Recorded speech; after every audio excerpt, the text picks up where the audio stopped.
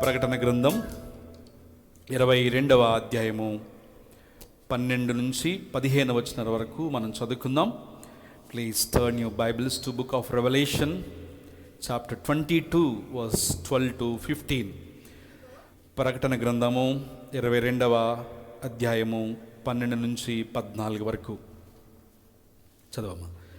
ఇదిగో త్వరగా వచ్చుచున్నాను, వాని వాని క్రియల చొప్పున ప్రతివానికిచ్చుటకు నేను సిద్ధపరిచిన జీతము నా యొద్ద ఉన్నది. నేనే అల్ఫయు ఒమేగయు, మొదటివాడను కడపటివాడను, ఆదియు అంతమునయున్నాను. జీవ వృక్షమునకు హక్కుదారు గలవారై గుమ్మముల గుండా ఆ పట్టణంలోనికి ప్రవేశించినట్లు తమ వస్త్రములు ఉదుకుకున్నవాడు ధన్యుడు. హల్లెలూయా. మనం పాడుకున్న పాట పరలోకమే నా స్వాస్థ్యము, ఎప్పుడు గాంచెదను, ఎప్పుడు దాన్ని చూసేదను. మనం చదువుకున్న ఈ వాక్య భాగాన్ని స్పష్టంగా కాస్త లోతుగా మనం పరిశీలన చేసినప్పుడు పరలోకం ఎలా ఉండబోతుంది, పరలోకంలో మనం ఎప్పుడు వెళ్తాం, పరలోకంలో ఏమేమి జరగబోతున్నాయి, పరలోకం వెళ్ళాలని ఎంతమందికి ఆశ ఉందంటే అందరూ 2 చేతులు పైకెత్తారు కదా. సో నరకానికి పోయేది ఎంతమంది అంటే ఎవరు ఒప్పుకోరు, కానీ పరలోకం ఎవరికి కావాలి అంటే అందరికి కావాలి పరలోకము. కానీ ఎవరు ఆ పరలోకాన్ని స్వతంత్రించుకుంటారు, లేక what is that means to my personal life. మనం చదువుకున్న ఈ 3 వచనాలు మనం ధ్యానం చేసినప్పుడు what this 3 verses reminds me, ఈ 3 వచనాలు నాకేమి జ్ఞాపకం చేస్తున్నాయో మనం తప్పకుండా ఆలోచన చేయాల్సిన వారమైన ప్రకటన గ్రంథాన్ని మనం ఎప్పుడు ధ్యానం చేసినా తప్పకుండా మరి రాకడకు సమీపంగా మనం ఉన్నామని జ్ఞాపకం చేసుకోవాలి. ఇదిగో నేను త్వరగా వచ్చుచున్నాను. చాలా చోట్ల రాయబడిన మాత్రం behold I am coming soon. ఇదిగో నేను త్వరగా వచ్చుచున్నాను, ఇదిగో నేను త్వరగా వచ్చుచున్నాను. ఒక పల్లెటూరులో ఒక చిన్న చర్చ్లో పాస్టర్ గారు నిలబడి ఇదే వాక్యాన్ని పదే పదే బోధిస్తున్నారంట. ఆయన ఇదిగో నేను త్వరగా వస్తున్నాను, ఇదిగో నేను త్వరగా వస్తున్నాను అని పదే పదే ఆ మాట చెబుతూ బోధిస్తూ అట్లా ముందుకొచ్చి తూలి ముందున్న ముసలావిడి మీద పడ్డారంట. ముసలావిడి మీద పడేటప్పటికి అయ్యా అమ్మ సారీ అమ్మ కాళ్ళు జారింది అనేటప్పటికి అయ్యా మీదేం తప్పులేదు, మీరు ఇందాక నుంచి ఇదిగో త్వరగా వస్తున్నాను అన్నారు, నేను జాగ్రత్త పడలేదు, నాదే తప్పు అని ముసలావిడందంట. సో ఇది ఒక ప్రశ్న, ప్రభు ఎప్పుడు రాబోతున్నారు, రాకడకు సూచనలేవి, లేక క్రీస్తు రాకడ ఎప్పుడు అని మనం జ్ఞాపకం చేసుకుంటున్నాం. యేసుక్రీస్తు ప్రభు వారి బోధల్లో కూడా తండ్రికి తప్ప ఎవరికి కూడా ఆ గడి ఎప్పుడో తెలియదు. మత్తయి సువార్త 24వ అధ్యాయము 26వ వచనంలో చూస్తున్నాం.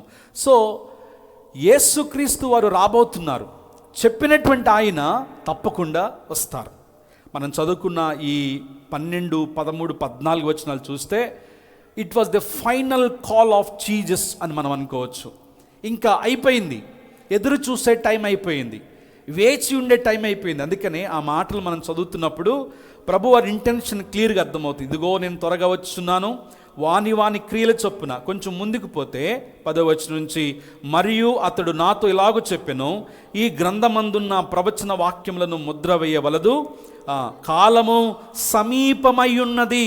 ఎంతమంది ఏకీవిస్తారు? కాలము సమీపమై ఉన్నది, రాకడకు అంతమునకు అతి సమీపంగా మనం ఉన్నాం. ప్రభు అంటున్న మాట చూడండి, అన్యాయము చేయవాడు ఇంకా అన్యాయము చేయనిమ్ము, అపవిత్రుడైన వాడు ఇంకా అపవిత్రుడిగానే ఉండనిమ్ము, నీతిమంతుడు ఇంకా నీతిమంతుడిగా ఉండనిమ్ము, పరిశుద్ధుడు ఇంకా పరిశుద్ధుడిగానే ఉండనిమ్ము. వెయిట్ చేసే టైం అయిపోయింది. ఆల్టర్ కాల్ ఇది, ఆఖరి పిలిపిది. ఎవడిష్టం వచ్చినట్లు ఆడు ఉండనిమ్ము. Behold I am coming soon, నేను త్వరగా వచ్చుచున్నాను. రెడీ ఆర్ నాట్, మీరు సిద్ధంగా ఉన్నారా లేదో నాకు తెలియదు, కానీ ఇదిగో నేను త్వరగా వస్తున్నాను. ఎవరు అన్యాయం చేసేవాడు అన్యాయం చేయనివ్వండి, పాపం చేసేవాడు పాపం చేయనివ్వండి. అంటే బైబిల్లో ఆఖరి అధ్యాయం, ఆఖరి మాటలు ఏది ఎలా ఉన్నా చెప్పిన నేను, వాగ్దానం చేసిన నేను తప్పకుండా రాబోతున్నాను, ఇదిగో నేను త్వరగా వచ్చుచున్నాను. మీ పక్కనున్న వారి వైపు తిరిగి జీసస్ కమింగ్ సూన్ అని చెప్పండి బిగ్గరగా. Jesus coming soon, Jesus is coming soon. ఎప్పుడు వస్తాడు ఆయన? తాతల దగ్గర నుంచి అదే మాట, ప్రభు వస్తున్నాడు, ప్రభు వస్తున్నాడు, ప్రభు వస్తున్నాడు. సో చాలా స్పెక్యులేషన్ జరుగుతూ ఉన్నాయి. రాకడకు సమీపంగా మనం ఉన్నాం, యుగాంతములో మనం ఉన్నాం, ఎన్నో సంభవాలు మనం చూస్తున్నాం. ఎప్పుడు వస్తాడు ఆయన? హిందూ మిథాలజీ ప్రకారము భూమి పుట్టిన దగ్గర నుంచి ఇప్పటి వరకు 4 యుగాలుగా విభజించారు. 4 యుగాలుగా హిందూ పురాణాల ప్రకారం. మొదటిది కృతయుగము, రెండవది త్రేతాయుగము, మూడవది ద్వాపర యుగము, నాలుగవది ఆఖరిది కలియుగం.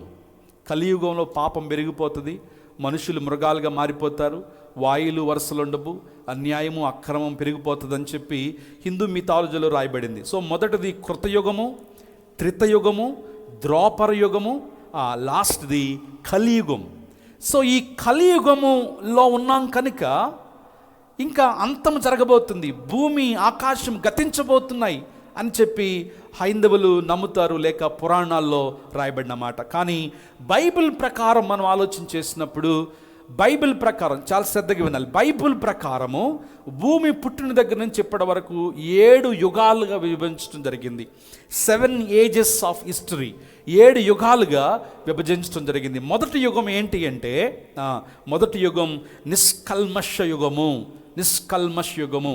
ఎందుకు నిష్కల్మషమ యుగం అన్నామంటే, ఆదాము దగ్గర నుండి పాపము మానవ జాతిలోనికి వచ్చేంత వరకు, till the fall of man, మనిషి పాపములో పడిపోయేంత వరకు ఉన్నటువంటి కాలాన్ని నిష్కల్మష యుగము అని అంటారు. దీన్ని గోల్డెన్ ఏజ్ అని కూడా అంటారు, సువర్ణ యుగము. ఎందుకంటే పాపము లేదు, మనిషి దేవుడు కలిసి నడుస్తున్న దినాలు. దేవుడే స్వయంగా భూమి మీదకి దిగి వచ్చి ఆ మనుషులతో పాటు భోజనం చేస్తున్న దినం, సహవాసం చేస్తున్న దినం, నిష్కల్మష యుగము. ఇది మొదటిది. రెండవది మనస్సాక్షి యుగము. మనస్సాక్షి యుగము అంటే ఇది ఆదాము పడిపోయిన దగ్గర నుంచి నోవాహు జల ప్రళయం వరకు ఉన్నటువంటి దాన్ని మనస్సాక్షి యుగము అంటారు. మనస్సాక్షి యుగం. నీకు ఏది ఇష్టమైతే అది చేసుకోవచ్చు. అందుకని పాపము విస్తరించిపోయింది. దేవుడు ఒక గొప్ప జల ప్రళయం ద్వారా భూలోకాన్ని నాశనం చేయాలనుకున్నాడు. సో బైబిల్ ప్రకారము చెప్పబడిన యుగాల్లో రెండవది మనస్సాక్షి యుగము, మూడవది మానవ భరణ యుగము అంటారు. హ్యూమన్ గవర్నింగ్, మానవ భరణ యుగము. ఇది నోవాహు జల ప్రళయం దగ్గర నుండి దేవుడు అబ్రహామును పిలిచినటువంటి ఆదికాండం 12వ అధ్యాయం వరకు ఉన్నటువంటి సంవత్సరాలను మానవ భరణ యుగం అంటారు. అంటే నోవాహు జలప్రళయం దగ్గర నుంచి ఎక్కడి వరకు, అబ్రహామును దేవుని పిలిచేంత వరకు ఉన్న కాలాన్ని మానవ భరణ యుగము అని అంటారు. ఐదవది వాగ్దాన యుగము. అంటే అబ్రహాముకు దేవుడు ప్రామిస్ చేసిన దగ్గర నుంచి till the law is given, Sinai కొండ మీద దేవుడు మోషేకు ధర్మశాస్త్రం ఇచ్చేంత వరకు ఉన్న దాన్ని వాగ్దాన యుగం అంటారు. దేవుడు అబ్రహామును పిలుచుకున్నాడు కదా, అబ్రహాముతో నిబంధన చేశాడు కదా, నీవు నాకు జనులై ఉంటారు, నేను మీకు దేవుడినై ఉంటాను అన్నటువంటి మాట. సో అబ్రహామును పిలుచుకున్న దగ్గర నుండి సీనాయి పర్వతం మీద మోషేకు 10 ఆజ్ఞలు ధర్మశాస్త్రం ఇచ్చేంత వరకు ఉన్న కాలాన్ని వాగ్దాన యుగం అంటారు. తర్వాత ఐదవది ధర్మశాస్త్ర యుగము. సీనాయి కొండ మీద ధర్మశాస్త్రం పొందుకున్న దగ్గర నుంచి ఎక్కడి వరకు అంటే కల్వరి వరకు. అంటే కల్వరి, యేసు ప్రభు వారి యొక్క కల్వరి సిలువ వరకు ఉన్న కాలాన్ని ధర్మశాస్త్ర యుగం, దాదాపుగా 1500 సంవత్సరములు. తర్వాత క్రీస్తు ప్రభు మరణము దగ్గర నుండి యేసుక్రీస్తు ప్రభు వారి యొక్క 2వ రాకడ వరకు ఉన్న దాన్ని కృపాయుగం అని అంటారు. మనం ఇప్పుడు ఎక్కడున్నామంటే చెప్పండి, కృపాయుగంలో ఉన్నాం. యేసుక్రీస్తు ప్రభు వారి మరణము దగ్గర నుండి క్రీస్తు రాకడ వరకు ఉన్న దాన్ని 6వ యుగము, దీన్ని కృపాయుగం అంటారు. 7వది ప్రాముఖ్యమైనది నీతి యుగము. యేసు ప్రభు వారి 2వ రాకడ, ర్యాప్చర్ దగ్గర నుంచి, అంటే రాకడ దగ్గర నుంచి వైట్ థ్రోన్ జడ్జిమెంట్, అంటే ధవళ సింహాసనం మీద తండ్రి అయిన దేవుడు కూర్చుని సకల గోత్రములకు మానవ జాతికి తీర్పు తీరుస్తున్నటువంటి ఆ ధవళ సింహాసనం వరకు వైట్ థ్రోన్ జడ్జిమెంట్ అంటారు. ఇక్కడ వరకు ఉన్న దాన్ని నీతి యుగం అంటారు. సో బైబిల్ ప్రకారము భూమి పుట్టిన దగ్గర నుంచి ఇప్పటి వరకు 7 యుగములు. మొదటిది నిష్కల్మష యుగము, రెండవది మనస్సాక్షి యుగము, మూడవది మానవ భరణ యుగము, 4వది వాగ్దాన యుగము, 5వది ధర్మశాస్త్ర యుగము, 6వది ప్రస్తుతం మనం ఉన్నది కృపాయుగము, 7వది నీతి యుగము, నీతి పరిపాలన, నీతి రాజ్యము. ఆ ప్రభుతో పాటు 1000 ఏళ్ల పరిపాలన మనం ఉండబోతున్నాం. ర్యాప్చర్లో, రాకడలో ఎత్తబడిన దగ్గర నుంచి అక్కడ ధవళ సింహాసనం వరకు మనము ఉండబోతున్నాం ప్రభుతో. ఈ కాలాన్ని నీతి యుగము అని అంటారు. సో దీన్ని బట్టి మనం అర్థం చేసుకోవాల్సింది ఏంటంటే, ప్రస్తుతం మనం కృపాకాలములో ఉన్నాం కనుక ఇంకా రాబోతుంది ఏంటి? నెక్స్ట్ నీతి యుగము. ఆయన రాబోతున్నాడు, నేను రాబోతున్నాను అని ప్రభు చెప్పినటువంటి మాట. సో మత్తయి సువార్త 24వ అధ్యాయంలో, ప్రభువా ఇవి ఎప్పుడు జరుగును, ఒకసారి తీద్దామా? మత్తయి సువార్త 24వ అధ్యాయంలో ఇవి ఎప్పుడు జరుగును అన్నప్పుడు ప్రభు వారిని కూర్చోబెట్టి, శిష్యులందరిని కూర్చోబెట్టి దాదాపుగా 7 సూచనలు రాకడ ముందు, అంతమునకు ముందు జరగబోయేటువంటి 7 సూచనలు ప్రభువారు వాళ్ళతో మాట్లాడినట్లుగా మనం చూస్తున్నాం. 24వ అధ్యాయం 36వ వచనం ఒకసారి చూద్దాం, చూడండి మనము. అయితే ఆ దినమును గూర్చియు ఆ ఘడియను గూర్చియు తండ్రి మాత్రమే ఎరుగును గాని ఏ మనుషుడైనను పరలోకమందలి దూతలైనను కుమారుడైనను ఎరుగడు. This is very clear. 2020లో పెళ్ళవలు, 2020 అంటే 2000 సంవత్సరాల్లో కంప్యూటర్లు పనిచేయు, పెళ్లి చేసుకుంటే కీడున్నారు అప్పట్లో. ఎప్పుడు 2000 సంవత్సరాల్లో. కొంతమంది ముందే 1999, 98లో గబగబ పెళ్లి చేసేసుకున్నారు. ఆ తర్వాత 2022లో అంతమంది కొంతమంది రష్యన్ మాయన్ క్యాలెండర్ ప్రకారము అంతం వచ్చేస్తుంది ఇంకా అని 2022లో చాలా మూవీస్ కూడా వచ్చినాయి. ఇప్పుడు కొంతమంది 2027లో వచ్చేస్తుందని చెబుతున్నారు. బైబిల్ చెబుతున్న మాట 2436లో దేవునికి తప్ప ఏ మనుషునికి తెలియదు. ఇక నా ప్రశ్న ఏంటంటే, నేను మీకు చెప్పబోతున్న అంశం ఏంటంటే, ఎప్పుడు అనేది మనకు అనవసరం, కానీ ఎలా సిద్ధపడుతున్నాం అనేది సంఘము ఖచ్చితంగా పరిశీలించాలి. హల్లెలూయా. వస్తానన్న దేవుడు తప్పకుండా వస్తాడు. మనం కాస్త వెనక్కిపోతే ప్రభు రాబోతున్నాడు, మెస్సియా రాబోతున్నాడు అని ఆది కాండము ఏదైనా వనం నుండి ప్రారంభించబడిన మెస్సియా గురించి చెప్పబడినటువంటి వాగ్దానములు, ప్రవచనములు యేసు ప్రభు వారు కన్యమరియ గర్భాన రావడం ద్వారా దాదాపుగా 300-400 ప్రవచనాలు నెరవేర్చబడ్డాయి. పంపిస్తానన్న దేవుడు పంపించాడా లేదా? వస్తానన్న మెస్సయ్య వచ్చాడా లేదా? రెండవసారి కూడా ఇదిగో నేను త్వరగా వచ్చున్నానని చెప్పిన ప్రభు తప్పకుండా వస్తాడు. ఎప్పుడు అనేది మనకు అనవసరం. చాలా రకాల విధానాలు మనం చూస్తున్నాం. కొంతమంది ఏమో 6 దినాలు ప్రభు సృష్టించేశాడు, 7వ దినమందు విశ్రాంతి తీసుకున్నాడు. భూమి పుట్టిన దగ్గర నుంచి ఇప్పటి వరకు చూస్తే 6000 సంవత్సరాలు అయిపోయినాయి. అంటే ఒక సంవత్సరం, ఒక రోజు ఈజ్ ఈక్వల్ 1000 ఇయర్స్. కాబట్టి సో నెక్స్ట్ మనం 7th డేలో ఉన్నాం. ఇప్పుడు మనం దేవుడు విశ్రాంతి తీసుకోబోతున్నాడు, అతి త్వరలోనే రాకడికి సమీపంగా మనం ఉన్నాం అని క్రిస్టియన్ ప్రీచర్సే చెప్తున్నటువంటి దినాల్లో మనం ఉన్నాం. సో డేట్ నేను ఇవ్వను మీకు, అసలు ఇవ్వను కూడా మీకు. డేట్ అనౌన్స్ చేసే పని నాది కాదు, ప్రిపేర్ చేసే పనే అది. ఎలా సిద్ధపడుతున్నాం క్రీస్తు రాకడ కొరకు, క్రీస్తు ప్రభు రాకడ కొరకు, ఆయన ర్యాప్చర్ కొరకు మనం ఎలా సిద్ధపడుతున్నామో మనము జ్ఞాపకం చేసుకోవాలి. ప్రియులరా, 7 సూచనలు మత్తయి సువార్త 24వ అధ్యాయంలో ప్రభు మాట్లాడారు. చూడండి ఒకసారి. యేసు దేవాలయం నుండి బయలుదేరి వెళుచుండగా ఆయన శిష్యులు ఆ దేవాలయపు కట్టడల గురించి ఆయనకు చూపించమనిరి. అందుకు ఆయన, మీరు ఇవన్నీ చూచున్నారు కదా, రాతి మీద రాయి ఒకటైనను ఇక్కడ నిలవ ఉండకుండా పడద్రోయబడినని మీతో నిశ్చయముగా చెప్పుచున్నాను. ఇప్పుడు ఏం జరిగిందంటే, ఏకాంతముగా వాళ్ళు ఒలీవ కొండకు వెళ్ళినప్పుడు ఇవి ఎప్పుడు జరుగును, నీ రాకడకు యుగ సమాప్తికి సూచనలేవి అని మాతో చెప్పుమనగా యేసు వారితో ఇట్లాగ చెబుతూ వచ్చాడు. హల్లెలూయా. సో మనకే కాదు ఈ డౌట్, అప్పట్లో శిష్యులకు కూడా ఉంది. ఎప్పుడు హత్యలు జరుగుతున్నాయి, మానభంగాలు జరుగుతున్నాయి, యుద్ధాలు జరుగుతున్నాయి, ఎన్ని రకాల పరిస్థితుల గుండా మనం వెళుతున్నామంటే, ఒకప్పుడు ఒక చోట హత్య జరిగిందంటే అదిగో పలానా చోట అని చెప్పుకున్నాడు. ఇప్పుడు మన ఇంటి పక్కనే అన్నీ జరిగిపోతున్నాయి. రాకడకు సమీపంగా ఉన్నాం, యుగ సమాప్తికి సూచనలేవి అని ప్రభు చెప్పినప్పుడు రకరకాల సూచనలు ప్రభు 7 చోట్ల ఇచ్చినట్లుగా మనం చూస్తున్నాం. త్వరగా ఆ 7 సూచనలు చూపించి నేను నా వర్తమానంలోకి వెళ్తాను. మొట్టమొదటిగా అదే మత్తయి సువార్త 24వ అధ్యాయము 14వ వచనంలో చూస్తే, ఆ యుగ సమాప్తికి సూచనలేవి, రాకడ ఎప్పుడు వస్తుంది? మీరు ఒక్కొక్కటి టిక్ పెట్టుకోవచ్చు. ఇది జరుగుతుందా? అయితే దగ్గరికి వచ్చేసాం. మొదటిది ఏంటంటే, మరియు ఈ రాజ్య సువార్త సకల జనములకు సాక్షార్థమై లోకమందంతటా ప్రకటించబడును, అటు తర్వాత అంతం వస్తుంది. సో ఫస్ట్ సైన్ ఏంటి అంటే, ఎవాంజలిజం మస్ట్ బి కంప్లీటెడ్. దేవుని స్వార్థ పని సకల గోత్రముల వారికి, అన్ని దేశాల వారికి ప్రకటించబడాలి. ఇది మొదటి సూచన.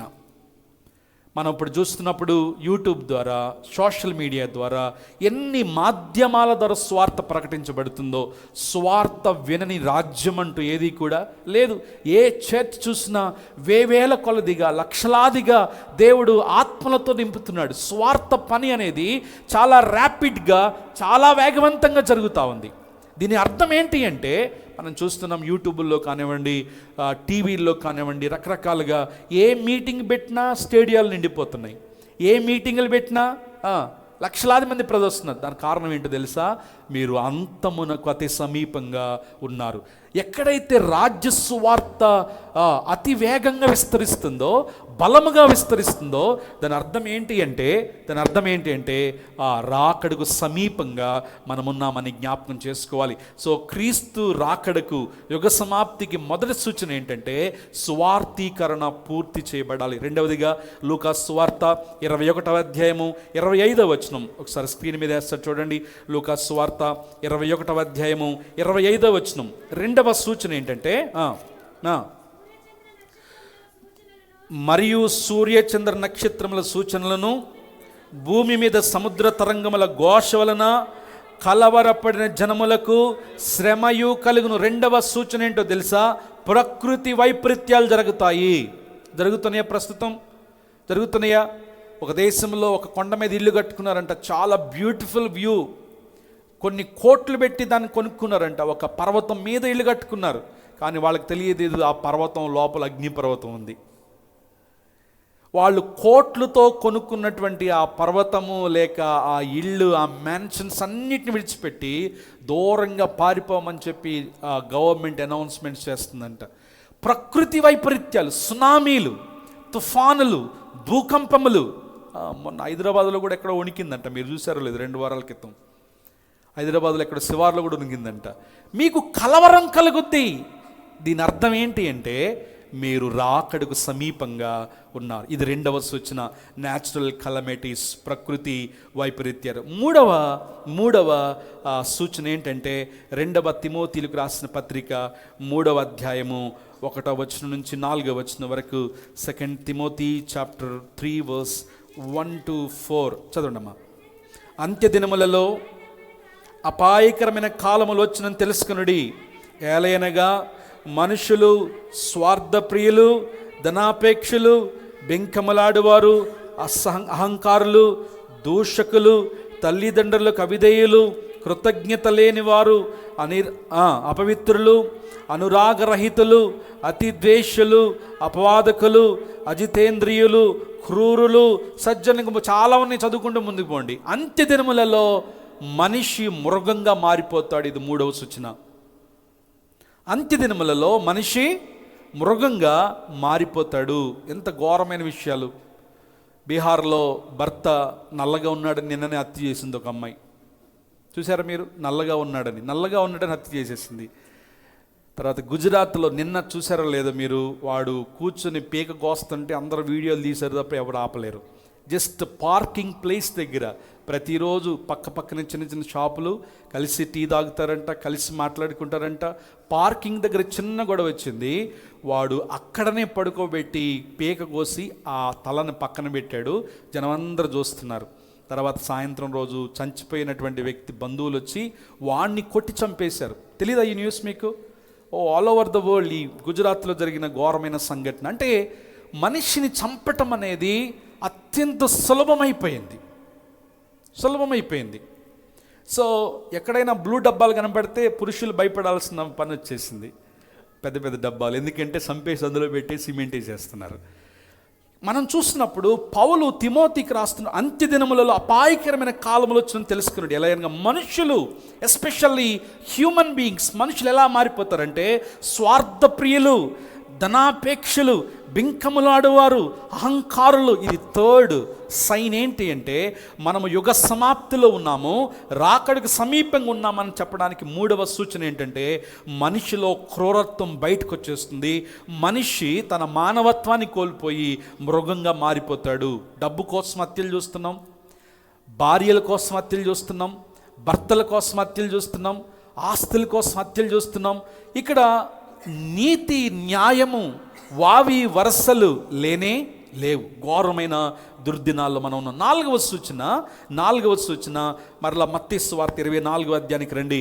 మత్తయి సువార్త 24వ అధ్యాయం 9వ వచనంలో మనం చూసినప్పుడు ప్రభువారు చెప్తున్న 4వ సూచన, అప్పుడు జనులు మిమ్మల్ని శ్రమల పాలు చేసి చంపెదరు, మీరు నా నామము నిమిత్తము సకల జనముల చేత ద్వేషించబడదురు. 4వ సూచన ఏంటంటే శ్రమలు కలుగుతాయి. we will go through the tribulation. శ్రమలు కలుగుతాయి. నా నామం పేరిట జనులు మిమ్మల్ని ట్రోల్ చేస్తారు, మిమ్మల్ని దూషిస్తారు, క్రైస్తవులైనందువల్ల మీ ఆఫీసుల్లో మిమ్మల్ని ద్వేషిస్తారు, మీకు రకరకాలుగా మాటలు చెబుతారు. దీని అర్థం ఏంటి అంటే మీరు అంత్యదినములకు అతి సమీపంగా ఉన్నారు, రాకడకు సమీపంగా ఉన్నారు. సో 4వ సూచన శ్రమలు విస్తరిస్తాయి, మీరు శ్రమల గుండా వెళ్ళాలి. అది శ్రమల గుండా. 5వ సూచన ఏంటంటే 6వ వచనం నుంచి 8వ వచనం వరకు, మరియు మీరు యుద్ధములను గూర్చి యుద్ధ సమాచారము గూర్చి వినబోదురు, మీరు కలవరపడకుండా చూచుకొనుడి. 4వది ఏంటంటే యుద్ధాలు జరుగుతాయి. యుద్ధాలు ఒకప్పుడు ఒక యుద్ధం అంటే అదొక హిస్టరీ, కానీ ఇప్పుడు యుద్ధం అంటే it's a part of life. అవునా కదా? యుద్ధాల్లో సెల్ఫీలు తీసేసుకుంటున్నారు పిల్లలు. యుద్ధాలు మానవ జాతికి, మనిషి జీవితంలో భాగమైపోయినాయి. ఎన్ని రకాల యుద్ధాలు, సంవత్సరాలు యుద్ధాలు జరుగుతున్నాయి. యుద్ధ సమాచారములు మీరు వింటారు, యుద్ధ సమాచారాలు మీరు వింటారు. ఏమండి, మన లోపల ఉన్నాం కాబట్టి మనకేం బాధ లేదు, కానీ సరిహద్దుల్లో ఉన్నటువంటి గ్రామాలు, ఎన్నో సిటీస్ నైట్ నిద్రపోలు వాళ్ళు. ఏ శబ్దం వచ్చినా బాంబు ఎటువైపు నుంచి పడుద్దో వాళ్ళకి తెలియదు. యుద్ధ సమాచారాలు మీరు వింటారు. ఇది మరొక సూచన, 5వ సూచన. 6వ సూచన ఏంటంటే 3వ వచనం చూడండి.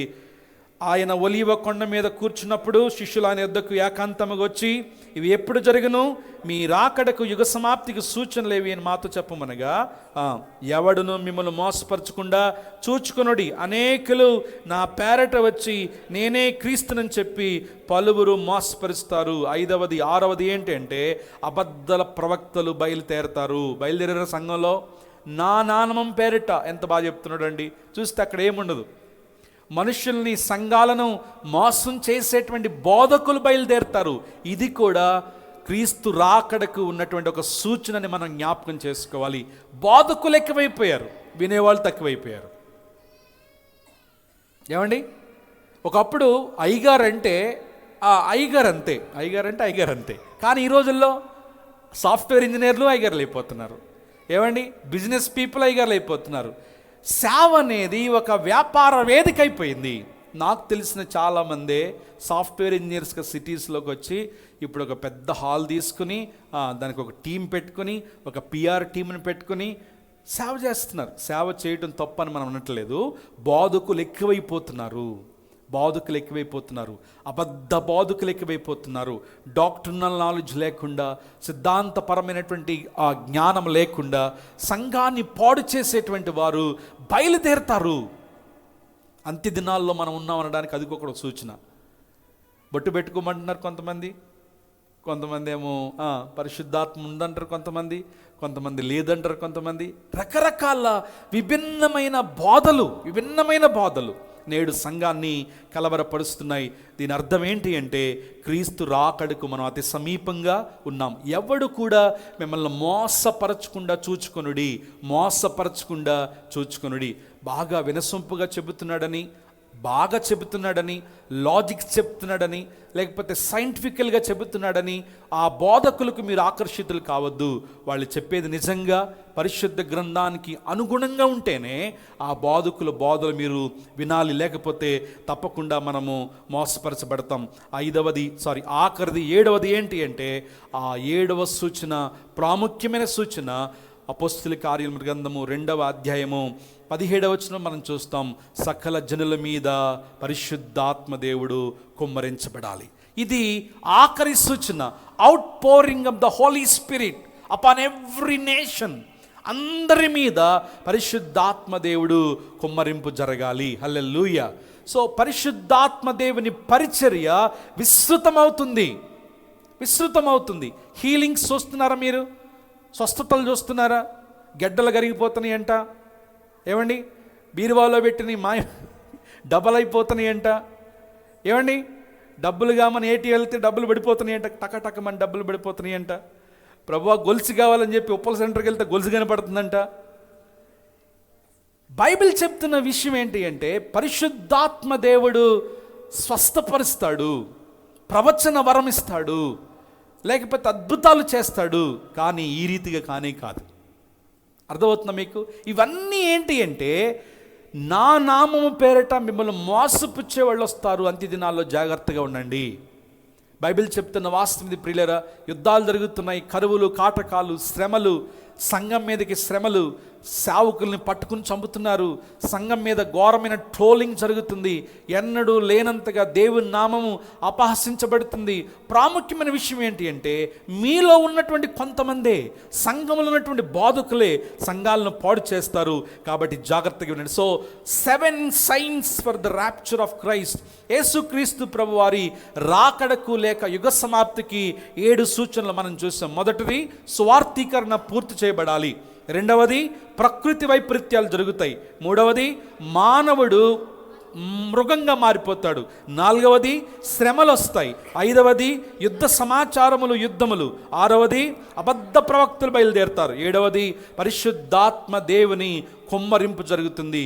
ఇవన్నీ జరగటం మీరు చూసినప్పుడు మీరు అంతమునకు అతి సమీపంగా ఉన్నారు. ఇప్పుడు ఒక్కొక్క పాయింట్ దగ్గర టిక్ పెట్టుకోండి. సువార్థీకరణ పూర్తి చేయబడుతుందా? ఎస్. చాలా ర్యాపిడ్గా ప్రతి జనముకు, ప్రతి కార్నర్కి సువార్త వినని వారంటూ ఎవరు కూడా ఉండట్లేదు. అంటే అంతమునకు మనం అతి సమీపంగా వచ్చేస్తున్నాము. పరిశుద్ధాత్ముడు వేగవంతంగా పనిచేస్తున్నాడు. కారణం ఏంటంటే, ఆయన రాకడకు మనల్ని సిద్ధపరిచేటువంటి పనులు, ఆయన ప్రకృతి వైపరీత్యాలు, ఘోరమైన విధానంలో భూకంపాలు జరుగుతున్నాయి, సునామీలు జరుగుతున్నాయి, అగ్నిపర్వతాలు, వరదలు. ఏమండి? దుబాయ్లో వరదలు రావటం ఎప్పుడు చూడలేదంట. లాస్ట్ ఇయర్ వరదలు వచ్చినాయి. ఎడారిలో వరదలు రావటం ఏంటండి? అంత్య దినములలో ప్రకృతి వైపరీత్యాల వలన మనుషులకు శ్రమలు కలుగుతాయి. తర్వాత మనిషి మృగంగా మారిపోతాడు. మనిషిలో మానవత్వం అనేది ఏ కోశాన కూడా కనపడదు. ఇది అంత్యకాలానికి గుర్తు అని జ్ఞాపకం చేసుకోవాలి. 24:9 మీ మీదికి శ్రమలు వస్తాయి, నా నామం పేరిట జనులు మిమ్మల్ని ద్వేషిస్తారు, దూషిస్తారు, రకరకాలుగా మిమ్మల్ని ట్రోల్ చేస్తారు. క్రీస్తు రాకడకు సమీపంగా మనం ఉన్నామని జ్ఞాపకం చేసుకోవాలి. సో 7 సూచనలు మనం చూస్తున్నప్పుడు రాకడకు సమీపంగా మనం ఉన్నాము. 7 జరుగుతున్నాయి. ఇప్పుడు జరుగుతున్నాయా లేదా? 7 జరుగుతున్నాయి, మన చుట్టూనే జరుగుతూ ఉన్నాయి. ఘోరమైన విధానంలో మరి బయటికి వెళితే లోపలికి క్షేమంగా వస్తామో లేదు తెలియని దుర్దినాల్లో మనం ఉన్నాం. క్రీస్తు రాకడకు సమీపంగా మనం ఉన్నాం. ఇప్పుడు మనం జ్ఞాపకం చేసుకోవాల్సింది ఏంటి అంటే, ఐ యామ్ కమింగ్ సూన్. ఇదిగో నేను త్వరగా వస్తున్నాను. పాపము చేసేవాడు పాపము చేయనీయుడి, నీతిగా బ్రతికేవాడు నీతిగా బ్రతకనీయుడి. నేను చెప్పాను గనుక ఇదిగో నేను త్వరగా వచ్చుచున్నాను. సో మనందరం కూడా ఆ పరలోకం అనే స్వాస్థ్యము కొరకు సిద్ధపడుతున్నాము. ఇప్పుడు కన్ను మూస్తే పరలోకంలో కళ్ళు తెలవారు, అంత మధ్యలో ఎక్కడానికి ఆగడానికి వీల్లేదు. అందరికి కావాల్సింది అదే కదా. ఒకవేళ క్రీస్తు రాకడ జరిగినా మన పోకడ జరిగినా మనం నిజంగా పరలోక రాజ్యములో స్వతంత్రులుగా ఉంటున్నామా? పరలోక రాజ్యము కొరకు, దేవుని రాజ్యము కొరకు, ఆ పరలోకము కొరకు మనం ఎలా సిద్ధపడుతున్నాం? హెవెన్ 21వ అధ్యాయంలో పరలోకం ఎలా ఉండబోతుంది? 3 రకాల నిర్వచనం యోహాను భక్తుడు చూశాడు. మొదటిది క్రొత్త ఆకాశము కదా, రెండవది క్రొత్త భూమి, మూడవది క్రొత్త యెరూషలేము. పరలోకం ఎలా ఉండబోతుంది? ఈ ఆకాశం కాదు. ఎందుకు? ఈ ఆకాశంలో ఉల్కలు బయలుదేరుతున్నాయి. అదేం పొర? సూర్యుని చుట్టూ ఉంటుంది. ఓజోన్ పొరకు అసలు బొక్కలు పడిపోయినాయి అంట. ఇది కాదు. దేవుడు కల్పించబోతున్నటువంటిది నూతనమైన ఆకాశం. రెండవది నూతనమైన భూమి. ఒక సేవకుడు చెప్తే నేను విన్నాను, ఈ 3 విభాగాలను తీసుకుని దేవుడు మోషేకి ఆ ప్రత్యక్ష గుడారం యొక్క నమూనాను ఇచ్చాడంట. ప్రత్యక్ష గుడారంలో కూడా ఎన్ని పార్ట్స్ ఉంటాయి? 3. ఆవరణము, పరిశుద్ధ స్థలము, అతి పరిశుద్ధ స్థలము. సో పరలోకం ఎలా ఉండబోతుంది మనకు తెలియాలంటే ప్రత్యక్ష గుడారము ఒక ఛాయగా, ఒక ఒక ఒక ముంగుర్తుగా మనకు కనబడుతుంది. సో మొదటిది నూతనమైన ఆకాశము, రెండవది నూతనమైన భూమి, మూడవది నూతనమైన యెరూషలేముగా ఆ పరలోక పట్టణము మన కొరకు సిద్ధపడుతుంది. If you are ready or not, I am coming soon. మీరు సిద్ధంగా ఉన్నా లేకపోయినా నేను మీ అందరి కొరకు రాబోచున్నాను. ఒకవేళ మనం ఇంకా నిద్రపోతూ ఉంటే, మనం ఇంకా నామకార్థంగా బ్రతుకుతుంటే, మనం ఇంకా మన స్వప్రయోజనాల కొరకు జీవిస్తుంటే, ఇదిగో అంతమునకు అతి సమీపంగా ఉన్నాం. This might be the final call. ఇది దేవుడిస్తున్నటువంటి ఆఖరి ఆహ్వానం అని మనం జ్ఞాపకం చేసుకోవాలి. చూడండి, మనం చదువుకున్న 12వ వచనం నుంచి మరొకసారి చదువుతాను, దయచేసి శ్రద్ధగా వినండి. త్వరగానే మనం ముగించుకుందాం. 12వ వచనం నుంచి, ఇదిగో త్వరగా వచ్చున్నాను, వాని క్రియల చొప్పున ప్రతివానికిచ్చుటకు నేను సిద్ధపరిచిన జీతము నా యొద్ద ఉన్నది. నేనే అల్ఫయు ఒమేగాయు, మొదటివాడను కడపటివాడను, ఆదియు అంతమునై ఉన్నాను. జీవవృక్షమునకు హక్కు గలవారై గుమ్మముల గుండా ఆ పట్టణంలోనికి ప్రవేశించినట్లు తమ వస్త్రములు ఉదుక్కునేవాడు ధన్యుడు. మొదటిగా ఈ 3 వచనాలు ఏం మాట్లాడుతున్నాయి మనకి ప్రియులరా? చాలా జాగ్రత్తగా వినాలి. You need to understand how the heaven will be. పరలోకంలో మనకి భోజనాలు ఉంటాయా? పరలోకంలో ఈ డ్యాన్సులు ఉంటాయా? పరలోకంలో ఇళ్ళు ఉంటాయా? పరలోకంలో దారులు ఉంటాయా? పరలోకంలో ట్రాఫిక్ ఉంటుందా? పరలోకంలో హైడ్రా ఉంటుందా? ఈ 3 వచనాలు మనం చూసినప్పుడు మొట్టమొదటిగా చూడండి, it's reminds us that is ready to come. It's reminds about his readiness. ఇదిగో నేను త్వరగా వచ్చుచున్నాను, ఇదిగో నేను త్వరగా వచ్చి. ఈ మాటలో మనకు అర్థమవుతుంది ఏంటంటే, it's reminds us is ready to come. ఆయన రాబోతున్నాడు, ఇదిగో గొడ్డలి చెట్టు మొదలన నాటబడి ఉన్నది. ఒకసారి చూద్దాం ఆ మాట.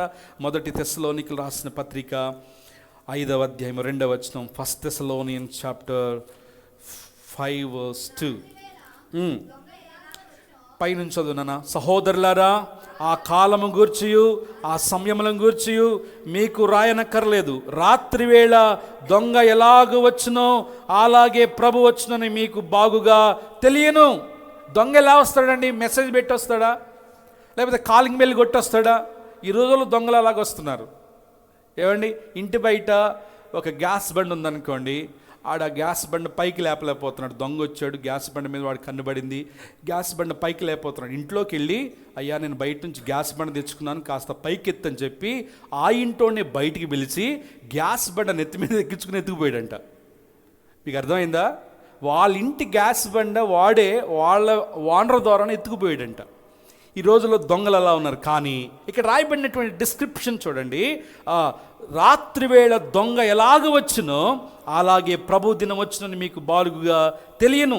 లోకులు ఏమంటారంటే, నెమ్మదిగా ఉండడి, భయమేమీ లేదని చెప్పుకొని చుండగా గర్భిణీ స్త్రీకి ప్రసవ వేదన వచ్చినట్లు వారికి అకస్మాత్తుగా నాశనం తటస్థించును గనుక వారెంత మాత్రమును తప్పించుకొనరు. ఇదిగో నేను త్వరగా వస్తున్నాను. ప్రభు చెబుతున్న మాట, he is ready to come. ఆయన త్వరగా రాబోతున్నాడు. ఈరోజు మనం ఒకవేళ స్వలాభం కొరకు సొంత ఆలోచనలు పెట్టుకుని క్రీస్తు రాకడను మన గురించిన సిద్ధపాటు మనలో లేకపోతే, ప్రభు చెబుతున్న మాట, పాపము చేసేవాడు చేయనీయుడి, నీతిమంతుడిగా ఉండనీయుడి, దుర్మార్గుడు దుర్మార్గ జీవించనియుడి.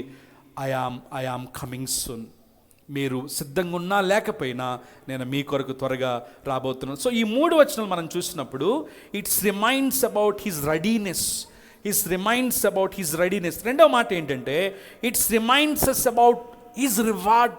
జీతము మన కొరకున్నది. ఆ మాట చదువుతారు ఒకసారి. వాని క్రియల చొప్పున ప్రతివానికిచ్చుటకు నేను సిద్ధపరిచిన జీతము నా యొద్దను. మొదటిది రెడీనెస్, రెండవది రివార్డ్. మనందరి కొరకు దేవుడు ఏం కలిగి ఉన్నాడంట? జీతము కలిగి ఉన్నాడు. మనందరి కొరకు దేవుడు బహుమానం కలిగి ఉన్నాడు. అది పరుగు పందెంలో పరిగెత్తే వాడికి బహుమానం లేకపోతే వాడు సరిగ్గా పరుగుపెట్టడు. పరుగుపెట్టే ప్రతి వాడికి కూడా పందెములో గెలవాలి, బహుమానం పొందుకోవాలని కోరుకుంటాడు. బైబిల్ సెలవిస్తున్న మాట ఏంటంటే, వాని క్రియలను బట్టి, నేను చేసిన నా క్రియలను బట్టి నాకు ప్రతిఫలం, మీరు చేసిన దాన్ని బట్టి మీకు ప్రతిఫలం. మేమందరం ఒకే చర్చ్ అండి, ఒకటే ఏంటంటే సరిపోదు. దేవుడు మనకిచ్చిన కృపా పరిమాణమును బట్టి, దేవుడు మనకిచ్చిన పిలుపును బట్టి, దేవుడు మనకిచ్చిన ఆత్మ నడిపింపును బట్టి, ఈ భూలోకములో మనం జీవించిన జీవితాన్ని బట్టి మనకు అక్కడ ప్రోగ్రెస్ రిపోర్ట్ ఉంది. నిన్న జోవిని కలిస్తే చాలా టెన్షన్గా ఉన్నాడు. అన్న ప్రార్థన చేయండి అన్న ప్రార్థన, ఎందుకంటే రిజల్ట్ ఇక్కడ మీ కొరకు జీతం ఉంది. మనం ఎంత కంగారు పడాలి? ఏంటి ప్రభువా జీతం ఏంటి, ఆ రివార్డ్ ఏంటి? You need to understand. పరలోకంలో పోవటం అంటే బంగారు వీధులంట. అబ్బాయి ఎంత బంగారమో! అక్కడ ఆకలి లేదంట, అక్కడ దప్పిక లేదంట, అక్కడ పండ్లు కొరటం లేదంట, వేదన లేదంట. ఇది కాదు, మన కొరకు జీతం ఉంది. ఏ జీతాన్ని మనం సిద్ధపరచుకుంటున్నాం? ఎలాంటి జీతం కొరకు మనం ఎదురు చూస్తున్నాం? మత్తయి సువార్త 16వ అధ్యాయము 27వ వచనం. మత్తయి సువార్త 16:27 ఒకసారి త్వరగా చూద్దాం. మనుష్య కుమారుడు తన తండ్రి మహిమ గలవాడై రాబోచున్నాడు. అప్పుడు ఆయన ఎవని క్రియల చొప్పున వానికి ప్రతిఫలమిచ్చును. హల్లెలూయా! మనం చేసే ప్రతి క్రియకు కూడా దేవుని దగ్గర ప్రతిఫలం ఉంది. కొన్నిసార్లు ఈ స్క్రీన్ మీద మీ ఫేస్ కనబడితే సిగ్గుపడతారు మీరు, అవునా కదా? కానీ అక్కడ ఇంతకంటే పెద్ద స్క్రీన్ అంట. మీ క్రియలను ఆయన డిస్ప్లే చేస్తాడు. అబ్బా, పేరు వస్తుంది అనమాట. మీ పేరు సన్ ఆఫ్, ఎందుకు మళ్ళీ పేర్లు మారిపోతాయి. మీ నాన్నగారి పేరు కూడా వస్తుంది కింద, సన్ ఆఫ్ అని చెప్పి మీ క్రియల చొప్పున మీకు ప్రతిఫలము. అందుకే ఒక చోట ఉంది, రహస్యమందు చేసిన, బహిర్గతంగా చేసిన ప్రతి వానికి వాని క్రియల చొప్పున ప్రతిఫలం ఉంది. ప్రభు అడుగుతాడు, మీ పేరు రాగానే ఎంత కృప ఇచ్చారు? ద అమౌంట్ ఆఫ్ గ్రేస్ ఎంత ఇచ్చారు? ద అమౌంట్ ఆఫ్ అనాయింటింగ్ ఎంత ఇచ్చారు? పిలిపేంటి? సో మీ ఇచ్చిన దానికి ఎలా ఫలించింది ఈ వ్యక్తి? ఏమి నా కొరకు సంపాదించింది? ఏం లేదు ప్రభా, అక్కడేమో ఒక 3 BHK కట్టుకున్నాం, ఇక్కడేమో ఒక G+3 కట్టుకున్నాం. ఇది కాదు కావాల్సింది. దేవుని రాజ్య వ్యాప్తి కొరకు, ఆధ్యాత్మిక క్షేమాభివృద్ధి కొరకు, దేవుని యొక్క పనిలో దేవుని కొరకు మనం ఏం చేయగలిగాం? రెండవది ఏంటి అంటే, we need to understand, we need to remember, మనందరి కొరకు ఆయన చేతిలో బహుమానం ఉంది, జీతం ఉంది. ఆ జీతం కొరకు మనం సిద్ధపడాల్సినటువంటి వారమై ఉన్నాం. ఏమంటే జీవితం అంతా జీవించి రిజల్ట్ రోజు కనుక కళ్ళు కింద పడ్డాం అనుకోండి, ఏమవుద్ది? సముద్రం అంతా ఇది ఇంటి వెనకాల మురుక్కాలలో పడి చచ్చాడంట. అట్లా ఉంటుంది కొంతమంది. జీవితం అంతా జీవించి ఆ పరుగు పందెములో ఆఖరిలో తప్పిపోతున్నారు చాలామంది. పిలుపు నుంచి వైదొలిగిపోతున్నారు. వాని క్రియల చొప్పున అంతవరకు నిలబడిన వాడే ధన్యుడు, వాడు బహుమానం పొందుకుంటాడు. పిల్లరా, మనం ఇక్కడ నేర్చుకోవాల్సిన మాట ఏంటంటే, it's talking about his reward. మనందరి కొరకు దేవుడు జీతమును సిద్ధపరుస్తున్నాడు. ఆయన దగ్గర మనకు బహుమానం ఉంది. 3వ మాట ఏంటి అంటే 13వ వచనంలో, నేనే ఆల్ఫా, నేనే ఒమేగా. ఆ తర్వాత రాయబడిన మాట, మొదటివాడను కడపటివాడు నేను, అదియు అంతమునై ఉన్నది. 3వది ఏంటి అంటే, it's reminds about his reunion. మొదటిది రెడీనెస్, రెండవది రివార్డ్, మూడవది రీయూనియన్. అప్పుడు ఉన్నాను, ఇప్పుడు కూడా ఉండబోతున్నాను. హల్లెలూయా! ఆదియు నేనే, అంతము నేనే, ఆల్ఫయు నేనే. కొలస్సీయులకు రాసిన పత్రిక 3వ అధ్యాయం 4వ వచనం, కొలస్సియన్స్ చాప్టర్ 3:4. మనకు జీవమైన క్రీస్తు ప్రత్యక్షమైనప్పుడు మీరును అంటే ఆ రీయూనియన్లో ఎవరెవరు ఉండబోతున్నారు చెప్పండి? మనందరం కూడా మీరును ఆయనతో కూడా మహిమయందు ప్రత్యక్షపరచబడతారు. గట్టిగా దేవునికి స్తోత్రం చెప్పండి. హల్లెలూయా, హల్లెలూయా. సియోనులో ఆయన మహిమలతో పాటు మనము కూడా ప్రత్యక్షపరచబోతున్నాము. ఒకప్పుడు దూరస్తులుగా ఉన్నాం, అన్యులుగా ఉన్నాం, ఎందుకు పనికిరాని వారుగా ఉన్నాం. దేవుడు తన స్వరక్తము చేత మనలందరినీ కడిగి పవిత్రపరిచి ఆయన రాజ్యమునకు, ఆయన స్వాస్థ్యమునకు వారసులుగా మనల్ని చేసి మనల్ని రీయూనియన్ చేయబోతున్నాడు. హల్లెలూయా. అది మొదటి తెస్సలోనికీ పత్రికలు ఉంటుంది. కరబడి ఆ బూర ఊదగానే మొదట క్రీస్తునందు మృతులైన వారు లేతురు, ఆ తర్వాత సజీవులమైన మనము చూడండి ఒకసారి మాట చదువుదామా. 1 Thessalonians 4:13. సహోదరులారా, నిరీక్షణ లేని 16 నిరీక్షణ ఇతరుల వల్లే మీరు దుఃఖపడుట నిమిత్తము నిద్రించిన వారిని గురించి మీకు తెలియకుండా నాకు ఇష్టం లేదు. యేసు మృతి పొంది తిరిగి లేచని మనం నమ్మినడలా అదే ప్రకారము యేసునందు నిద్రించిన వారిని దేవుడు ఆయనతో కూడా వెంట పెట్టుకొచ్చును. మేము ప్రభు మాటను బట్టి మీతో చెప్పినదేమనగా, ప్రభు రాకడొకరు సజీవులమై నిలిచిండు మనము నిద్రించిన వారి కంటే ముందుగా ఆయన సన్నిధికి చేరము. ఆర్భాటముతోనూ ప్రధాన దూత శబ్దముతోనూ దేవుని బోరతోనూ పరలోకము నుండి ప్రభు దిగివచ్చుట క్రీస్తు యేసునందుండి మృతులైన వారు మొదట లేతురు.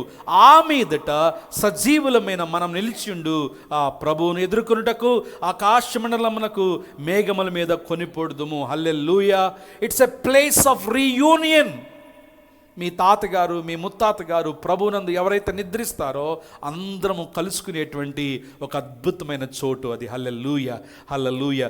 సో దేవుడు చెప్తున్న మాట ఏంటంటే, ఆది నుండి ఉన్నటువంటి నేను ఆల్ఫా ఒమేగా కూడా ఉండబోతున్నాను. దేవుడు మనందరిని కూడా రీయూనియన్ చేయబోతా ఉన్నాడు. 4వ మాట ఏంటంటే 14వ వచనం చూడండి ఒకసారి. ఎస్, గుమ్మముల గుండా ఆ పట్టణంలోనికి ప్రవేశించున్నట్లు అంట మాటలో మనం అర్థం చేసుకోవాల్సింది ఏంటంటే, ఇట్ టాకింగ్ అబౌట్ రిక్వైర్మెంట్స్. మీరు ఎవరు పడితే వాళ్ళు లోపలికి పోవడానికి వీల్లేదు. అన్ని 6 చెప్తున్నాను నేను. మొదటిది రెడీనెస్, రెండవది రివార్డ్, మూడవది రీయూనియన్, 4వది ఏంటంటే ఆ గుమ్మములో మీరు ప్రవేశించాలంటే కొన్ని అర్హతలు కావాలి, రిక్వైర్మెంట్స్ కావాలి. ఏంటి ఆ మాట చూడండి. జీవవృక్షమునకు హక్కు గలవారై గుమ్మముల గుండా ఆ పట్టణంలోనికి ప్రవేశించినట్లు తమ వస్త్రములు ఉదుక్కోవాలి. హల్లెలూయా. ఎవరు పడితే ఎవరు వాళ్ళ సిటీలోకి పోవడానికి వీళ్ళు అమెరికా వెళ్ళాలంటేనే చాలా పెద్ద ప్రాసెస్. వీసా రావాలి, టికెట్ కొనుక్కోవాలి, ఎన్ని చెక్కింగ్లు మారుతూ పోవాలి. ఆఫ్టర్ ఆల్ భూమి మీద ఒక దేశం పోవాలంటేనే చాలా చెక్కింగ్స్. కానీ ఆ పట్టణంలోనికి మీరు ప్రవేశించినట్లు మీ వస్త్రములు ఉదుక్కునివాడు ధన్యుడు. ఇది ఎవరు పడితే వాళ్ళు పోవడానికి వీల్లేదు. ఇది అందరి కొరకు చేసింది కాదు. ఎవరైతే తమ వస్త్రములు కనుక్కుంటారో, ఎవరైతే క్రీస్తు రక్తము చేత కడగబడి వారి జీవితాలు ప్రభుకు అప్పగించుకుంటారో వారు మాత్రమే ఆ పట్టణంలోనికి ప్రవేశించడానికి అర్హులు. ఒకసారి పేరు తిప్పండి. 21వ అధ్యాయము 27వ వచనం. 21వ అధ్యాయము 27వ వచనం. గొర్రె పిల్ల యొక్క జీవ గ్రంథమందు రాయబడిన వారై దానిలో ప్రవేశింతురు. గొర్రె పిల్ల యొక్క జీవ గ్రంథములో రాయబడినటువంటి వారు. అమ్మా, మీ పేరు జీవ గ్రంథంలో రాయబడిందా? గొర్రె పిల్ల యొక్క జీవ గ్రంథంలో రాయబడిన వారే ఆ పట్టణములో ప్రవేశించుటకు అర్హులు. ఖచ్చితంగా జీవ గ్రంథములో మన పేరు రాసుకోవాలి. ముందుకు చదవండి. నిషిద్ధమైనది ఏదైనను, అసహ్యమైనది ఏదైనను, అబద్ధమైన దానిని జరిగించు వాడెవడును దానిలో ప్రవేశించడు. ఆ పట్టణములోనికి మనం ప్రవేశించాలంటే చాలా రిక్వైర్మెంట్స్ ఉన్నాయండి. ఏమండి, మా తాత క్రిస్టియన్ అండి, మా నాన్న క్రిస్టియన్ అంటే సరిపోదు.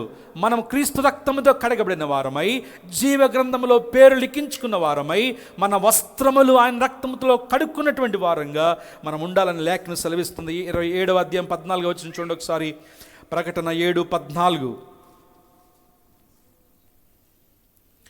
అందుకు నేను, అయ్యా నీకే తెలియననగా అతడు ఇలాగ నాతో చెప్పెను, వీరు మహాశ్రమ నుండి వచ్చిన వారు గొర్రెపిల్ల రక్తములో తమ వస్త్రములు కడుక్కొని వాటిని తెలుపు చేసుకొని. గట్టిగా దేవునికి స్తోత్రం చెప్పండి. హల్లెలూయా.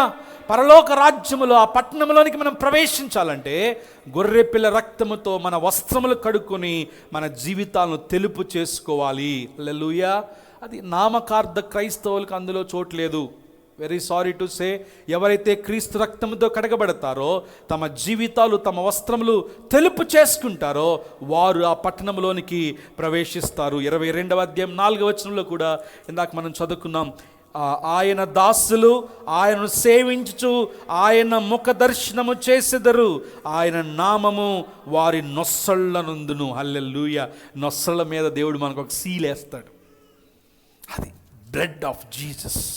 యేసు రక్తమే జయం. ఆ నొసళ్ళ మీద యేసు నామము కలిగిన వారై అందులో ప్రవేశిస్తారు. హల్లెలూయా. అది రిసార్ట్లోకి పోతుంటే వాళ్ళు చేతికి బ్యాండ్ పెడతారు మనకి. ఎందుకు? తప్పిపోకుండా. ఏమండి, అక్కడ అన్ని రకాల ప్రజలు ఉంటారు కాబట్టి వీళ్ళు నిజంగా డబ్బులు కట్టి వచ్చారు, వీళ్ళు అర్హులు, లంచ్కి డిన్నర్కి అన్నిటికీ అర్హులు. నొసళ్ళ మీద యేసు నామమును కలిగిందరు, వారు మాత్రమే అర్హులు. ప్రియులరా, మనం పరిశీలన చేసుకోవాలి. ఆ పట్టణంలోనికి మనం ప్రవేశించినట్లు, ఆ గుమ్మముల గుండా ఆ పట్టణంలోనికి ప్రవేశించినట్లు మన వస్త్రములను ఉదుక్కోవాలి. పాపమును విడిచిపెట్టి, దుర్మార్గతను విడిచిపెట్టి, గొర్రెపిల్ల రక్తములో మన జీవితాలను కడుక్కోవాల్సినటువంటి వారమేనం. ఆఖరిగా, ఐదవదిగా, మొదటిది it reminds us about readiness, రెండవది రివార్డ్, మూడవది రీయూనియన్, నాలుగవది రిక్వైర్మెంట్, ఐదవది ప్రాముఖ్యమైనది ఆ పరలోక రాజ్యానికి చాలా రిస్ట్రిక్షన్స్ ఉన్నాయి. మరొక 6 ఏంటంటే రిస్ట్రిక్షన్స్ ఏంటి చూడండి, ముందుకు చదువుకుంటూ పోతే 22వ అధ్యాయంలో 15వ వచనం, కుక్కలను, మాంత్రికులను, వ్యభిచారులను, నరహంతకులను, విగ్రహారాధికులను, అబద్ధికులను ప్రేమించి జరిగించు ప్రతివాడును ఆ పరలోక రాజ్యానికి ఎక్కడ ఉంటాడంట? వెలుపట ఉంటాడు. రిస్ట్రిక్షన్స్ ఉన్నాయి. డాగ్స్ లవర్స్కి వెరీ సారీ అండి, అక్కడ మొట్టమొదటి రాయబడింది. నేను చాలా ఆర్టికల్స్ నిజంగానే ఇదా నాకు తెలియదు, నిజంగానే సారీ డాగ్ లవర్స్, పరలోక రాజ్యంలో కుక్కలకు చోట్లేదు. ఫస్ట్ కుక్కల పేరే. కుక్కలకును, మాంత్రికులకును, వ్యభిచారులకును, నరహంతకులను, విగ్రహారాధికులకును, అబద్ధములను ప్రేమించి జరిగించు ప్రతివాడును గేటుకి బయటే ఉంటాడు. మరొక మాట చూద్దాం చూడండి, ఆ 21వ అధ్యాయంలో 27వ వచనంలో పెద్ద లిస్ట్ ఉంటుంది. ఆన్లైన్ ప్రేయర్లో నేను చెప్పాను, మీరు ఎంతమంది గుర్తుందో నాకు తెలియదు. 21వ అధ్యాయము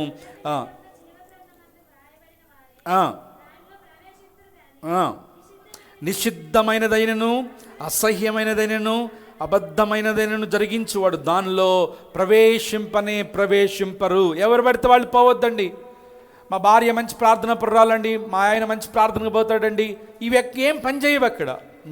నా క్రియలను బట్టి నేను పరలోక రాజ్యంలో పోవడానికి అర్హుడినో కాదో నేను జ్ఞాపకం చేసుకోవాలి. ఒకసారి చూడండి, అదే 21వ అధ్యాయంలో 7వ వచనం నుంచి, జయించువాడు వీటిని స్వతంత్రించుకొనును, నేను అతనికి దేవుడినయ్యుందును, అతడు నా కుమారుడు ఎందురు. ఇవి అండర్లైన్ చేసుకోండి. పిరికివారును, అవిశ్వాసులను, అసహ్యులను, నరహంతకులను, వ్యభిచారులను, మాంత్రికులను, విగ్రహారాధికులను, అబద్ధికులందరూ గంధకములలో మండుచున్నటువంటి గండములో వేయబడుదురు, వారు నరకములో త్రోయబడుదురు.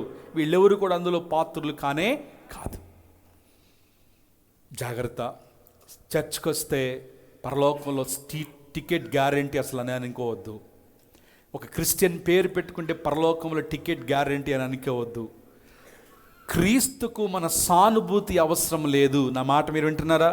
సానుభూతి పరులు కాదు దేవునికి కావాల్సింది, నిజమైన సమర్పణ కలిగిన వారు ప్రభువుకి కావాలి. హల్లెలూయా. సానుభూతి పరులు అంటే మేము కూడా క్రిస్టియన్స్ అనండి, మా భార్య కూడా ప్రార్థన చేస్తుందండి, మా భర్త కూడా ప్రార్థన చేస్తాడండి, ఏదో సానుభూతి. ప్రభు అట్లయినా కార్యం చేయడంటావా? ఆ రీతిగా నేను మా జీవితాలు నిజమైన సమర్పణ కలిగి, అదిగో ఆ రాజ్యము కొరకు నేను పదే నా వర్తమానాలు జ్ఞాపకం చేస్తాను. మొదట ఆయన రాజ్యమును, ఆయన నీతిని వెదకండి, తర్వాత సమస్తమును మీకు అనుగ్రహించబడిన. Seek we first the kingdom of God and his righteousness, then everything shall be added unto you.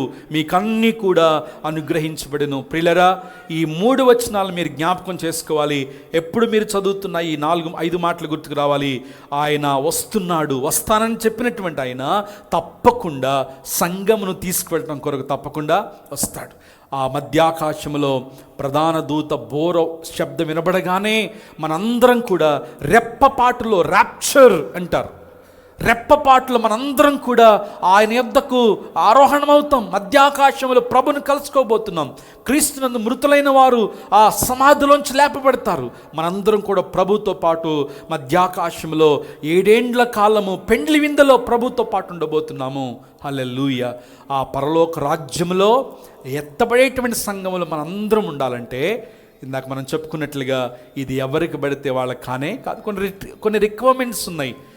నొసళ్ళన యేసు నామముని గుర్తుండాలి. మీ వస్త్రములు గొర్రెపిల్ల రక్తములో తెలుపు చేసుకోవాలి. పాపములను ఒప్పుకోవాలి. జీవగ్రంథములో మీ పేరును లిఖించుకోవాలి. ఆధార్ కార్డు లేకపోతేనే పెద్ద రచ్చ చేస్తున్నారు ఇప్పుడు. దానికి ఇది లింక్ ఉందా, దీనికి అది లింక్ ఉందా, దీనికి ఇది లింక్ ఉందా, ఎన్ని ఫోన్లు వస్తున్నాయో. జీవ గ్రంథములో మీ పేరు రాసిందా లేదా? ప్రియులరా, ఈ 5 మాటలు జ్ఞాపకం చేసుకోనండి. It reminds about his readiness, it's reminds about his reward, it's reminds about his reunion, it's reminds us about the requirements, it's reminds us about the restriction for his kingdom. ఆ పరలోక రాజ్యమునకు కొన్ని రిస్ట్రిక్షన్స్ ఉన్నాయి. ఎవరు పడితే వాళ్ళు పోవడానికి వెళ్ళలేదు. ఈరోజు ప్రభు సన్నిధిలో అంత్య దినాల్లో మనం ఉన్నాం, అపాయకమైన దినాల్లో మనం ఉన్నాం. యుద్ధాలు ముంచుకుంటూ వస్తున్నాయి, కరువులు, కాటకాలు, ప్రకృతి వైపరీత్యాలు, మానవ రకమైనటువంటి ఘోరమైనటువంటి మనిషి మృగంగా మారిపోయినటువంటి క్రూరంతో నిండి ఉన్నటువంటి దినాల్లో మనం ఉన్నాం. ఒకవేళ క్రీస్తు రాకడా లేక మన పోకడ జరిగితే ఆ నిరీక్షణ కలిగిన వారమై మనం పరలోక రాజ్యమునకు వారసులుగా, స్వతంత్రులుగా, మరలా చెబుతున్నాను, నామకార్థ క్రైస్తవులకు అందులో చోటు లేనే లేదు. పేరు పెట్టుకుంటే అక్కడ పేరు ఉంటుంది అనుకోబాకండి. ఏమండి ఏమండి ఏమండి ఇందులో పేరు పెట్టుకుంటే అక్కడ ఆ గ్రంథం వేరు. అమ్మా వింటున్నారా? ఆ గ్రంథం వేరు, ఈ గ్రంథం. ఇందులో ఏదో పేరు సంసోనో, యోహానో, ఎలీజా ఏదో కూడా పెట్టుకుంటే అక్కడ పరలోకం లేదు. జీవ గ్రంథములో మీ పేర్లు తప్పకుండా ఉండాలి. ఎవరికి వాని క్రియల చొప్పున దేవుడు ప్రతిఫలాన్ని ఇవ్వబోతున్నాడు. హల్లెలూయా. ఆ నిశ్చయత కలిగిన వారమై, ఆ ఎస్యూరెన్స్ కలిగిన వారమై పరలోక రాజ్యం కొరకు సిద్ధపడదాం. మొదట ఆయన రాజ్యమును, ఆయన నీతిని వెతికినప్పుడు దేవుడు సమస్తమును మనకు అనుగ్రహిస్తాడు. అంత్య దినాల్లో మనం ఉన్నాం, దుర్దినాల్లో మనం ఉన్నాం. ఘోరమైన సంఘటనలు మన చుట్టూ జరుగుతున్నాయి. నిత్యము కూడా మన ఆత్మలను, మన కుటుంబాలను దేవుని రాజ్యం కొరకు సిద్ధపరచుకుందాం. పరిశుద్ధాత్ముడు అటు కృప మనందరికీ అనుగ్రహించునుగాక. ఆమెన్. తల్ల వంచండి, కళ్ళు మూసుకుని చిన్న ప్రార్థన చేద్దాం. Thank you Jesus. హల్లెలూయా. చిన్న ప్రార్థన చేసుకుందాం. సియోనులో ఆయన చూసేటువంటి ఆ గొప్ప తరుణం, ఆయన ముఖ దర్శనం చేసుకునేటువంటి గొప్ప తరుణం. ఎన్ని శ్రమలు ఓర్చుకుంటున్నాం, ఎన్ని నిందలు ఓర్చుకుంటున్నాం. జీవితం అంతా అస్తవ్యస్తమైపోయిన ప్రభు వైపు చూస్తే ఇదిగో ఇప్పటి వరకు నడుచుకుంటూ వచ్చాం. కానీ మన గురి ఇది మాత్రమే కాదు. సియోనులో ప్రభుని కలుసుకోవాలి, ఆయన కౌగలించుకోవాలి, ప్రభుని ముద్దు పెట్టుకోవాలి. ప్రభుతో పాటు నిత్యత్వంలో ఆయన మన కొరకు ఏర్పరిచిన నూతన భూమి, నూతన ఆకాశం, నూతన యెరూషలేము పట్టణంలో సదాకాలము జీవించేటువంటి వారంగా మనం ఉండాలి. మన భక్తి పరిమాణం ఏంటి? మన విశ్వాస పరిమాణం ఏంటి? Are we really preparing for the second coming of Christ? క్రీస్తు రెండవ రాకడ కొరకు మనం సిద్ధపడుతున్నామా? ఈరోజు మనం ధ్యానం చేయాల్సిన వారమై ఉన్నాం, మనం పరిశీలన చేసుకోవాల్సిన వారమై ఉన్నాం. చాలాసార్లు ఈ లోక సంబంధమైనటువంటి విధానాల్లో పడిపోయి, జీవనోపాధిలో పడిపోయి, గాలిని పట్టుకున్నట్లుగా పోరాడుతున్నాం. We are ending up in somewhere else. ఎక్కడో ఒక చోట ఆగిపోతున్నాం. క్రీస్తు రాకడ కొరకు సిద్ధంగా ఉన్నామా మనము? Thank you Jesus. Hallelujah, hallelujah, hallelujah, hallelujah. సియోను శిఖరాగ్రము నీ సింహాసనమాయేనా. సియోను శిఖరాగ్రము నీ సింహాసనమాయేనా. సియోనులో నిన్ను చూడాలని పాడాలి. సియోనులో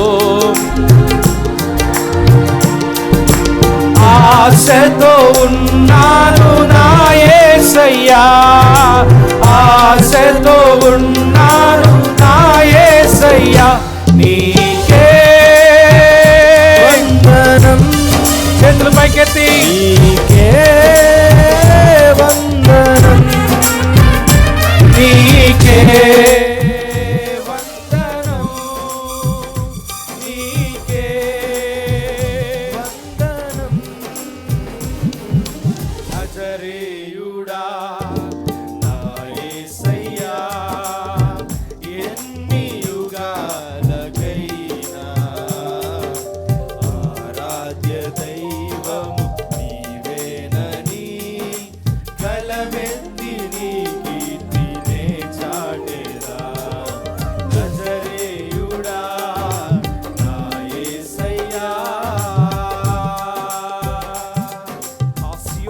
ప్రభువును చూసే తరుణం, ఆయన కౌగలించుకునేటువంటి అద్భుత సమయం. ఆ సమయం కొరకు మనం సిద్ధపరచుకుందాం ప్రియులారా. Thank you lord. ఆ ఎత్తబడే గుంపులో, ఎత్తబడే సార్వత్రిక సంఘములో మనమందరం పాలి భాగస్తులు ఉన్నట్లుగా ప్రార్థనా పూర్వకంగా ప్రభు వైపు చూస్తూ పాడదామా?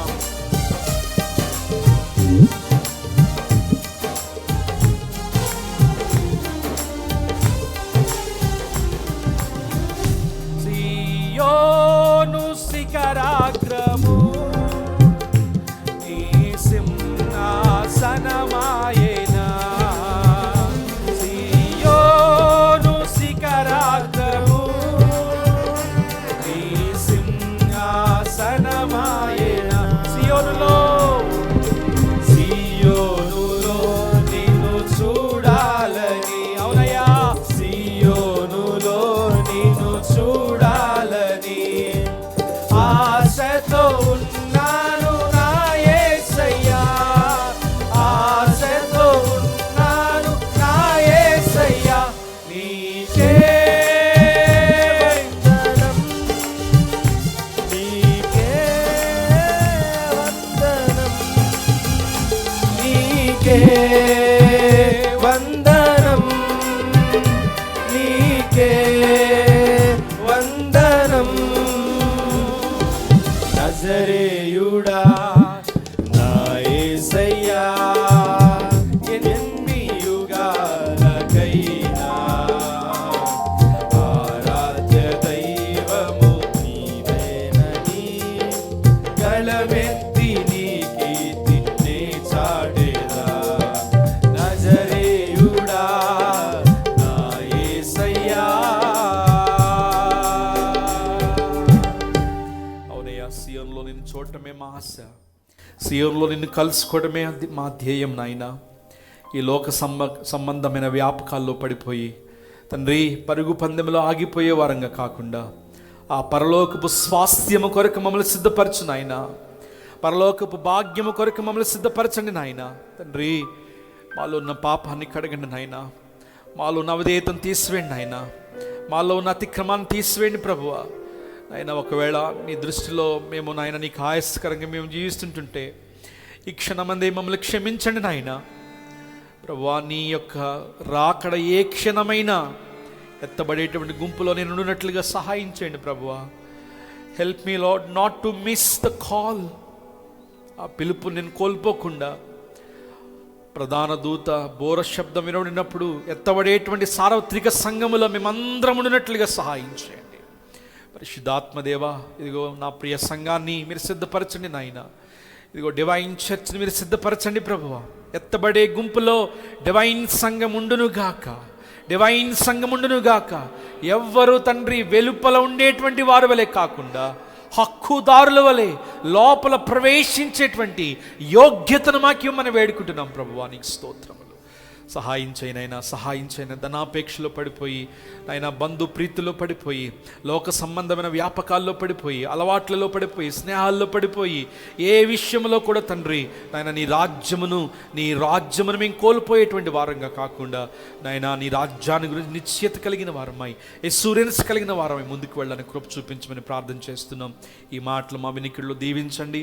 అవునయ్యా, అంత్య దినాల్లో మేమున్నాం, దుర్దినాల్లో మేమున్నాం, ఎవరిని నమ్మాలో తెలియని పరిస్థితుల్లో మేమున్నాం నాయన. అక్రమ సంబంధాలు, అన్యాయము, అవినీతి, ఘోరమైనటువంటి పరిస్థితుల్లో మేమున్నాం ప్రభువా. అయ్యా నాయనా, ఈ లోక దుష్టత్వం నుండి, ప్రస్తుత కాల దుష్టత్వం నుండి మమ్మల్ని తప్పించండి నాయన. నీకు స్తోత్రం. Protect us lord from this present evil. ప్రస్తుత కాల దుష్టత్వం నుండి మమ్మల్ని కాపాడమని ప్రార్థన చేస్తున్నాం తండ్రి. నా ప్రియ సంఘం అంతటిని మీరు జ్ఞాపకం చేసుకోండి నాయన. నీ రాజ్యాన్ని గురించి సిద్ధపాటును ప్రతిదినం మాకు అనుగ్రహించండి, ప్రతిదినం మాకు అనుగ్రహించండి స్వామి. నీకు స్తోత్రములు. ఈ మాటలు మా వినికిడిలో దీవించమని మమ్మల్ని అందరినీ చేతులకు అప్పగిస్తూ యేసు నామములో ప్రార్థిస్తున్నాము తండ్రి. ఆమేన్, ఆమేన్, ఆమేన్. ప్రైజ్.